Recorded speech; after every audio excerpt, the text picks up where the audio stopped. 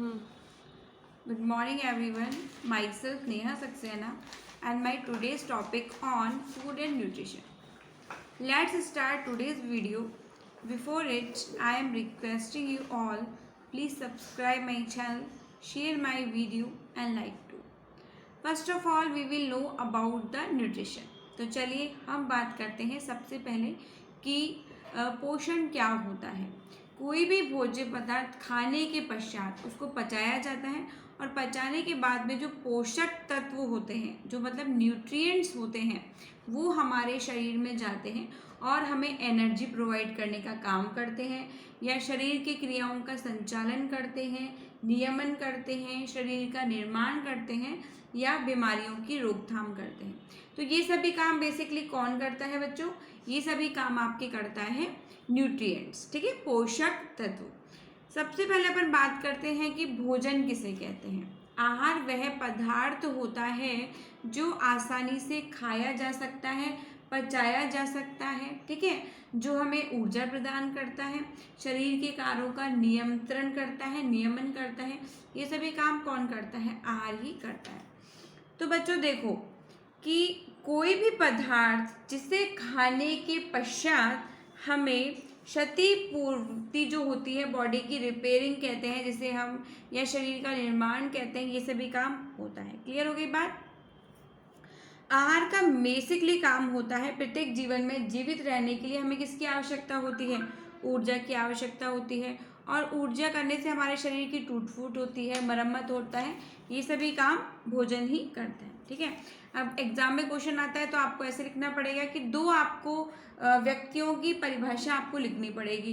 जैसे पहली परिभाषा आपने लिख दी, चैम्बर्स एंड ट्विटर सेंचुरी डिक्शनरी के अनुसार वह व्यक्ति जो खाता है, पचाया जा सकता है ना, वह व्यक्ति जो कुछ भी खाता है या पचाया जा सकता है या जीवित रखना, वृद्धि करना, ये सभी भोजन कहलाता है, ठीक है। क्लियर हो गई बात? सेकंड बात है बच्चों उषा टंडन के मतानुसार। तो उषा टंडन क्या कहती है? मतलब आपको जितने भी डेफिनेशंस दे दिए हुए हैं वह पदार्थ है जो हमारे शरीर को पोषित करता है। प्रत्येक पदार्थ में पोषित करने की अलग अलग क्षमता होती है, ठीक है, क्योंकि प्रत्येक भोज्य पदार्थ के पोषक तत्वों की मात्रा भिन्न भिन्न होती है। अब अपन बात करते हैं पोषण की परिभाषा डॉक्टर एफ टर्नल के अनुसार। तो वो कहते हैं कि पोषण शरीर में होने वाली विभिन्न क्रियाओं का संगठन है जिसके द्वारा सजीव प्राणी ऐसे पदार्थों को ग्रहण करता तथा उपयोग करता है जो हमारे शरीर के विभिन्न कार्यों को संपादन करते हैं। मतलब संपन्न प्रकार होते हैं ना बच्चों, वो दो प्रकार के होते हैं। पहला होता है सुपोषण और दूसरा होता है कुपोषण।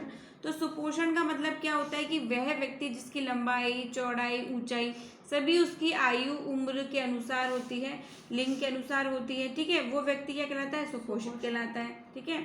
और जिसके शरीर में पोषक तत्वों की कमी होती है या अधिकता होती है वो कुपोषित कहलाता है, ठीक है।